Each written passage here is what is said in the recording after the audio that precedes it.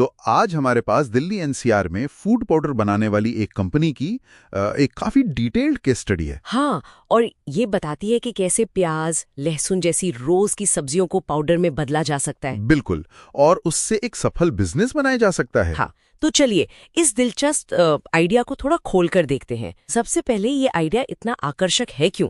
देखिए, रिपोर्ट के हिसाब से भारत में सुविधाजनक भोजन की मांग बहुत तेजी से बढ़ रही है। अच्छा। मतलब रेडी टू यूज प्रोडक्ट्स। हाँ, और प्याज पाउडर जैसी चीजों की शेल्फ लाइफ भी लंबी होती है। रेस्टोरेंट्स के लिए तो ये बहुत अच्छा है, स्वाद में एक रूपता बनी रहती है। समझ गया। और इसमें एक और दिलचस्प बात है। कृषि मंत्रालय का अनुमान है कि जून 2025 तक प्याज का उत्पादन लगभग 19% बढ़ जाएगा। 19%? ये तो बहुत ज्यादा है। जी, तो इस अतिरिक्त उपज का क्या होगा?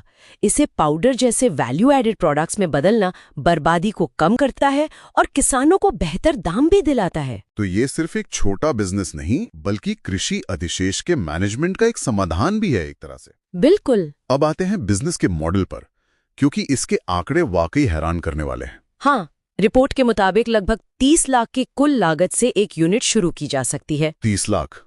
और इसमें सरकार की पीएमएफएमई योजना का भी जिक्र है। वही सबसे खास बात है। उस योजना के तहत करीब 10 लाख रुपए तक की सब्सिडी मिल सकती है।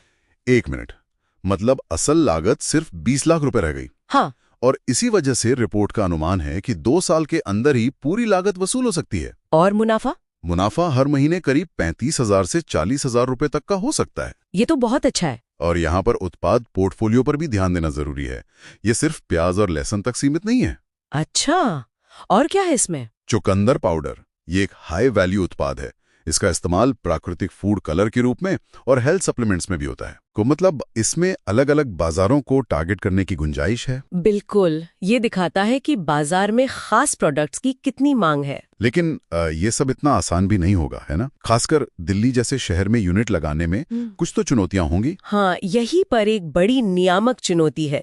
दिल्ली प्रदूषण नियंत्रण समिति यानी डीपीसीसी ने इस उद्योग को ऑरेंज कैटेगरी में रखा है। ऑरेंज कैटेगरी, इसका क्या मतलब है? ऑरेंज कैटेगरी का मतलब है कि यूनिट शुरू करने से पहले कई तरह की अनुमतियां लेनी होंगी। और इसमें 30 से 60 दिन लग सकते हैं। इसके अलावा वेस्ट वाटर ट्रीटमेंट प्लांट जैसे उपकरणों में अतिरिक्त निवेश करना पड़ सकता है। तो इसीलिए रिपोर्ट में शायद गाजियाबाद या नोएडा जैसे इलाकों का सुझाव है। सही पकड़ा, वहां नीतियां शायद ज्यादा अनुकूल हों। और निर्यात का क्या? रिपोर्ट में इसका भी जिक्र था। हाँ, निर्यात एक बहुत बड़ा मौका है। भारत के निर्जलित वनस्पति पाउडर का लगभग 60% हिस्सा निर्यात होता है। 60%? जी, और यहीं पर गुणवत्ता का सवाल सबसे अहम हो जाता है। मतलब? अमेरिका और यूरोपीय संघ के बाजारों में एंट्री के लिए बहुत कड़े मानक हैं। वो एफ्लाटॉक्सिन और सैल्मोनेला जैसी चीजों की जांच करते हैं। तो क्वालिटी कंट्रोल बहुत जरूरी है। बहुत ज्यादा। पर दिलचस्प बात यह है कि जब कोई कंपनी इन अंतर्राष्ट्रीय मानकों को पूरा करती है ना, तो घरेलू बाजार में भी उसकी ब्रांड इमेज मजबूत हो जाती होगी। बिल्कुल, और वो अपने उत्पादों के लिए बेहतर कीमत मांग सकती है। तो इस पूरी चर्चा का सार क्या है? ये परियोजना आर्थिक रूप से तो मजबूत है और बाजार में इसकी मांग भी है। हाँ, लेकिन इसकी सफलता 3 चीजों पर टिकी है। पहली, कच्चे माल की कीमतों का प्रबंधन। दूसरा, निर्यात के लिए उच्च गुणवत्ता बनाए रखना। और तीसरा, सरकारी नियमों का सही ढंग से पालन करना। बिल्कुल सही। तो ये रिपोर्ट एक बड़ा सवाल सोचने पर मजबूर करती है। वो ये कि क्या अंतर्राष्ट्रीय बाजारों के लिए बनाए गए कड़े नियम असल में घरेलू बाजार में गुणवत्ता और उपभोक्ताओं का भरोसा बढ़ाने का सबसे कारगर तरीका है?